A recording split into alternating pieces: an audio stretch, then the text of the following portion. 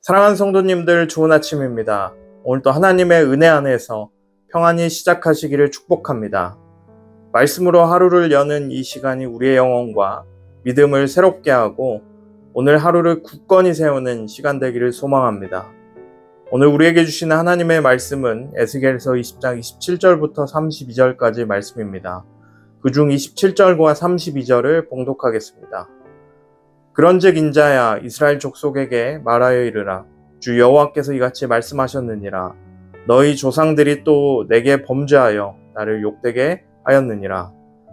너희가 스스로 이르기를 우리가 이방인 곧 여러 나라 족속같이 되어서 목석을 경배하리라 하거니와 너희 마음에 품은 것을 결코 이루지 못하리라.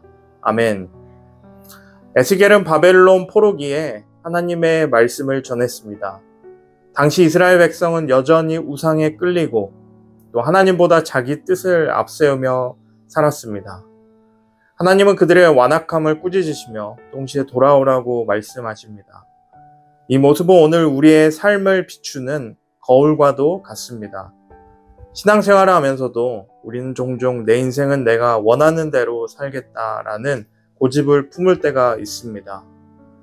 팀 켈러 목사는 그에 져서 내가 만든 신에서 우상은 본래 나쁜 것이 아니라 하나님보다 더 중요하게 여기는 좋은 것이다 라고 했습니다. 무슨 말입니까? 가족, 성공, 안정 같은 좋은 것도 하나님보다 앞서게 될 때 우상이 될 수 있다는 것입니다. 오늘 말씀을 통해 우리의 마음을 돌아보고 하나님께 순종하는 삶을 새롭게 다짐하기를 원합니다. 본문 27절은 이스라엘 조상들의 죄악을 상기시키며 백성들의 반복된 우상 숭배를 지적합니다. 하나님은 그들의 선택이 단순한 실수가 아니라 하나님을 욕되게 한 배신임을 밝히십니다. 우상은 꼭 눈에 보이는 형상만을 뜻하지 않습니다. 하나님보다 더 의지하는 것, 하나님보다 더 중요하게 여기는 것, 그것이 곧 우상입니다. 돈, 자녀, 명예, 자존심도 하나님보다 앞세우면 우상이 됩니다. 이스라엘이 걸어간 길은 결국 포로라는 고통으로 이루어졌습니다. 하나님 없는 자유는 결코 자유가 아니라 속박과 허무였습니다. 우리도 마찬가지입니다. 예배와 기도를 드리면서도 실제 삶에서는 내 감정과 욕심을 따라 살아갈 때 결국 하나님과 멀어지며 영혼은 메말라갑니다.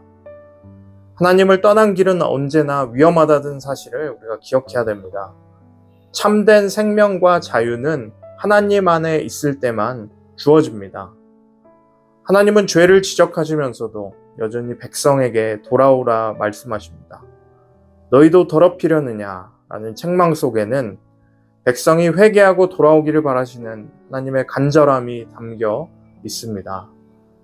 우리는 때때로 내가 너무 많은 죄를 지었는데 하나님께서 나를 다시 받아주실까 하는 두려움에 빠질 때가 있습니다. 그러나 성경은 분명히 말합니다. 하나님은 죄인을 미워하시지만 회개하는 자를 오히려 끝까지 기다리십니다. 예수님께서 말씀하신 탕자의 비유를 떠올려 보십시오. 아버지를 떠나 방탕하게 살던 아들이 돌아왔을 때 아버지는 그를 멀리서 보고 달려가 안아주셨습니다. 하나님은 정죄하기 위해 기다리는 분이 아니라 돌아오는 자를 안아주시는 사랑의 아버지이십니다. 오늘 또 우리를 향한 하나님의 부르심은 같습니다. 멀리 간 것 같아도 지금 이 순간 돌아서기만 하면 하나님은 기쁨으로 우리를 맞아 주실 것입니다. 32절에 너희가 스스로 이르기를 우리가 이방인 곧 여러 나라 족속같이 되어서 목석을 경배하리라 하거니와 너희 마음에 품은 것을 결코 이루지 못하리라. 아멘. 이 말씀은 하나님을 따르기보다 차라리 우상을 섬기며 이방인처럼 살겠다는 백성들의 완악한 결심을 드러냅니다. 겉으로는 자유롭게 보일지 모르지만 사실 그것은 하나님을 떠나 스스로 멸망의 길을 선택하는 것입니다. 하나님은 분명히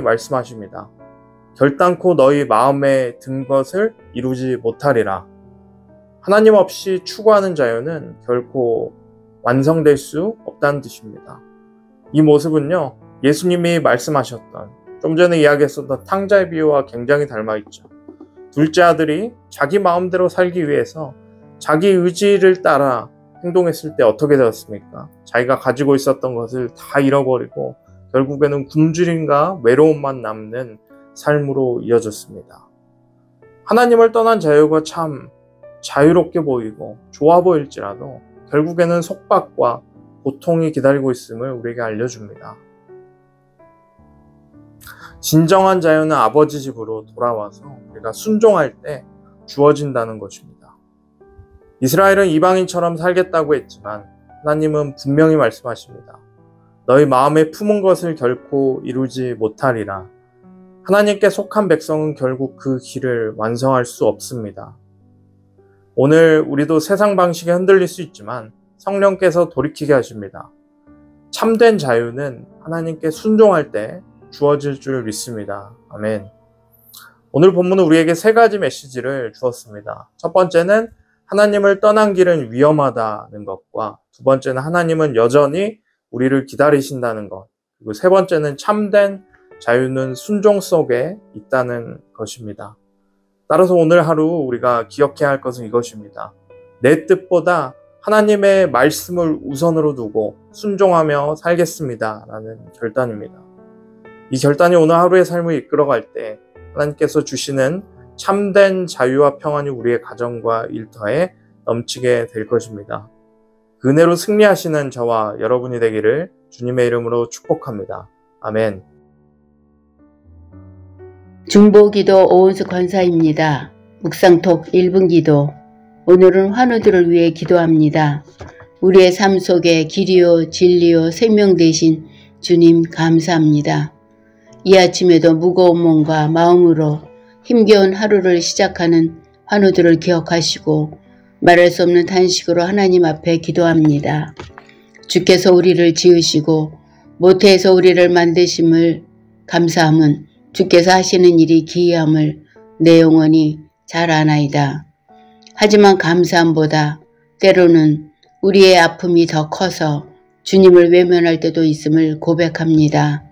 우리의 연약함을 용서하여 주시옵고 불쌍히 여겨 주옵소서.